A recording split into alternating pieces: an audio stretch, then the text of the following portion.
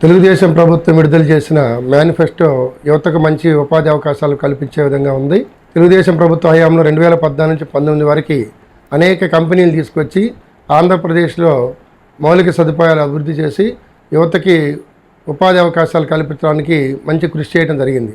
తర్వాత వచ్చిన వైఎస్ఆర్ ప్రభుత్వం ఉన్న కంపెనీలు ఎల్లగొట్టి కంపెనీలు రాకుండా, ఇండస్ట్రీస్ రాకుండా చేయడం జరిగింది.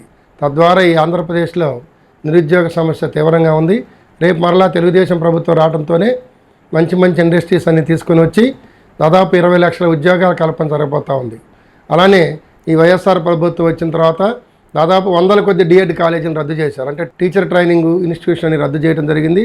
అలానే ఒక్క డిఎస్సి కూడా ఏర్పాటు చేయలేదు. తెలుగుదేశం ప్రభుత్వం రాగానే మెగా డిఎస్సి మీదే మొదటి సంతకం అని చెప్తా ఉన్నారు. తద్వారా అనేక మంది బీఈడి, టీటీసీ పూర్తి చేసిన నిరుద్యోగులకి ఉపాధి అవకాశాలు రాబోతూ ఉన్నాయి. ఈ ఉపాధి అవకాశాలు కల్పించే